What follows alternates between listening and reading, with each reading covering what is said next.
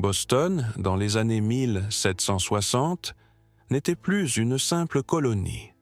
C'était l'une des villes les plus importantes de l'Amérique britannique.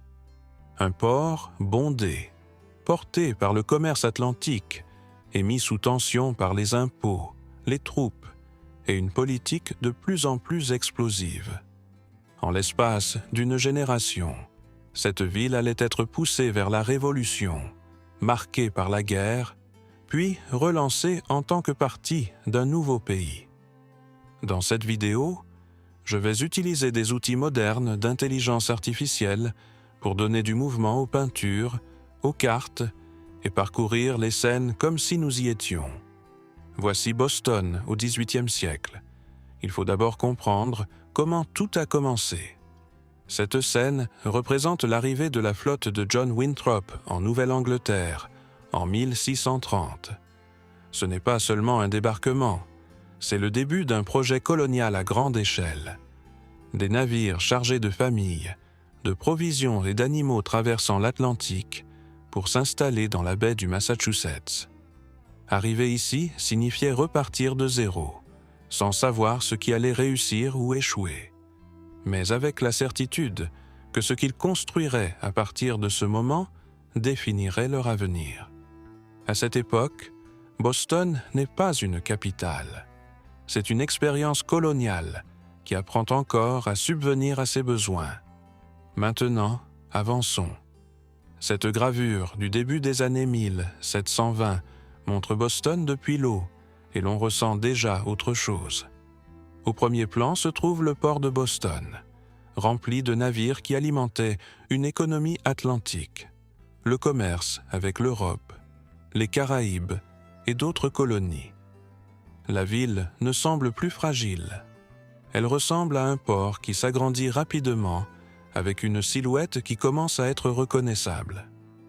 Pour comprendre comment le monde entrait et sortait par ici, il y a un point clé, Long Wharf, le long quai. Pour mieux le voir, imaginez un quai s'étendant en pleine mer comme une autoroute sur l'eau. Long Wharf a été construit au début du XVIIIe siècle et en est venu à dominer le front de mer. C'était le grand portail de la ville.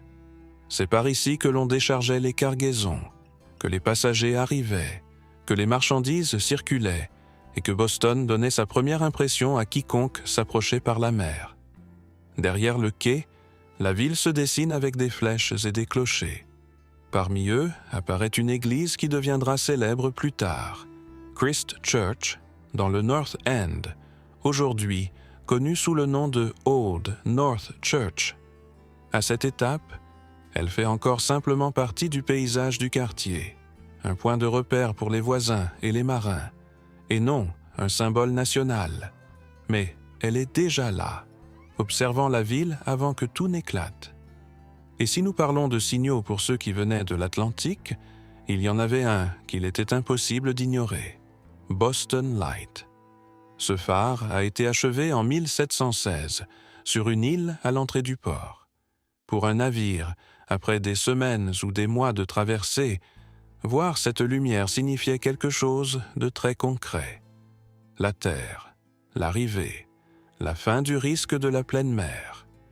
Pendant la guerre d'indépendance, la structure originale a été détruite en 1776, lors de la retraite britannique, puis reconstruite plus tard, en 1783.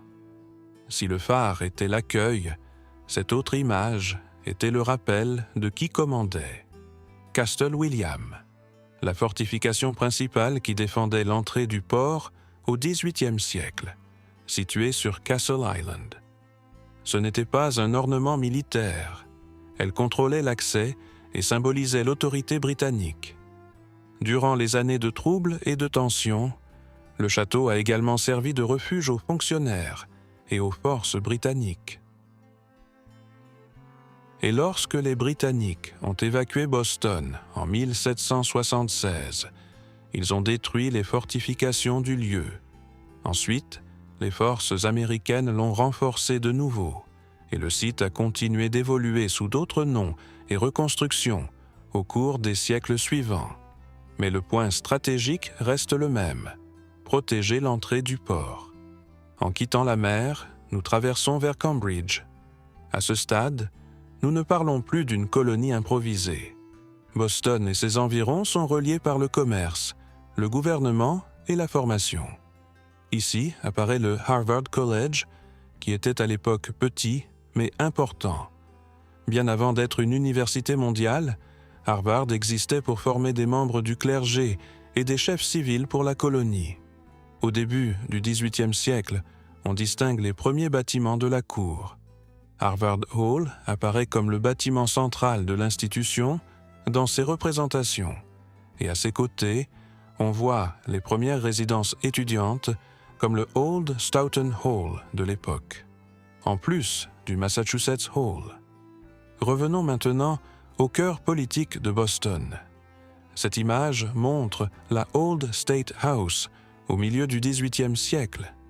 À son époque, c'était l'un des bâtiments publics les plus importants, le centre du gouvernement colonial, où l'on discutait des lois, où l'on imposait des taxes et où s'exerçait l'autorité royale. Depuis son balcon, on lisait des proclamations à la foule. Et il y a une raison pour laquelle ce bâtiment ressemble à un point de choc. C'est dans cette zone que s'est concentrée une partie de l'escalade politique qui a fini par exploser.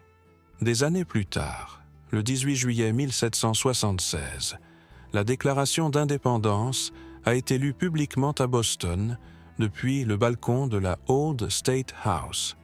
Regardez maintenant cet espace ouvert, Boston Common, l'un des lieux publics les plus anciens de la ville, à la fin des années 1760. C'était un terrain partagé pour le pâturage, les réunions, le transit quotidien, les exercices militaires et les loisirs. Et ici apparaît une image très claire de la tension. Des soldats britanniques s'entraînant près de gens qui mènent leur vie. Voir des soldats britanniques s'entraîner là n'était pas un événement exceptionnel, cela faisait partie de la normalité. Une normalité qui pesait de plus en plus à de nombreux colons. Au fond, apparaît un autre symbole de l'ordre impérial, la Province House, qui fut la résidence officielle des gouverneurs royaux dès le début du XVIIIe siècle. C'était le type de bâtiment qui communiquait l'autorité, sans avoir besoin de mots. Pendant que les gens marchaient dans le common, achetaient ou discutaient, la structure du pouvoir était là, visible. Et c'est là que le contexte importe. Boston n'est pas arrivé à la Révolution pour une seule raison, mais par accumulation. Au milieu du XVIIIe siècle, la relation entre la métropole et les colonies s'est tendue avec des mesures fiscales et le contrôle commercial à Boston. Cela s'est fait sentir dans le port, dans les douanes, dans la pression sur les commerçants et les artisans, et dans la présence militaire. La ville continuait de fonctionner, certes, mais l'ambiance devenait plus pesante, plus de discussions, plus de réunions, plus de soupçons, plus d'organisation. C'est pourquoi, lorsque nous arrivons en décembre 1773, le moment est déjà prêt. Cette scène représente l'action qui sera plus tard connue sous le nom de Boston Tea Party. Des colons ont abordé des navires dans le port et ont jeté des cargaisons de thé à l'eau pour protester contre la politique britannique sur le thé et le contrôle commercial. Beaucoup étaient déguisés, souvent décrits comme des Indiens mohicans ou des autochtones, en partie pour cacher les identités et en partie pour donner au geste une charge symbolique différente. La nuit pousse Boston un pas de plus vers la résistance ouverte et la réponse britannique durcit encore plus le conflit. Et si vous vous demandez où s'organisait une grande partie de cette coordination, ce genre d'espace compte. La Green Dragon Tavern est l'un des lieux les plus célèbres du Boston pré-révolutionnaire. Pour les années 1760 et le début des années 1770, c'était bien plus qu'une taverne. Elle servait de point de ralliement pour les réseaux politiques et des groupes comme les Fils de la Liberté et les cercles liés à l'organisation locale. On y parlait, on y planifiait, on y partageait des informations et on y prenait des décisions pratiques. La révolution n'a pas commencé par un seul discours, elle a commencé par des conversations répétées jusqu'à ce qu'elles deviennent action. Dans ce même Boston, il y a un bâtiment qui fonctionne comme une place couverte de la ville, Faneuil Hall, inauguré en 1742 avec un marché au rez-de-chaussée et une salle de réunion à l'étage. Il est devenu un centre d'assemblée, de débats et de discours. En 1775, en pleine crise, c'était déjà un lieu où l'on mesurait le pouls du public, des discussions sur les impôts, la représentation et la présence militaire, des réunions bondées, de la pression sociale, de l'organisation. C'est pourquoi il a gagné le surnom de berceau de la liberté. Après le conflit, il y a une scène qui résume le changement. En 1789, Boston a érigé un arc de triomphe temporaire pour recevoir le président George Washington lors de sa visite. L'arc était en bois, mais il était conçu pour paraître en pierre. Il cherchait à projeter la permanence dans un pays qui apprenait encore à être un pays. Quelques années auparavant seulement, ces rues étaient pleines de protestations, de tensions et de guerres. Maintenant, on les décorait pour célébrer. Pour quiconque se trouvait là, le message était clair. La révolution n'est pas restée une promesse. Elle a débouché sur un nouvel ordre.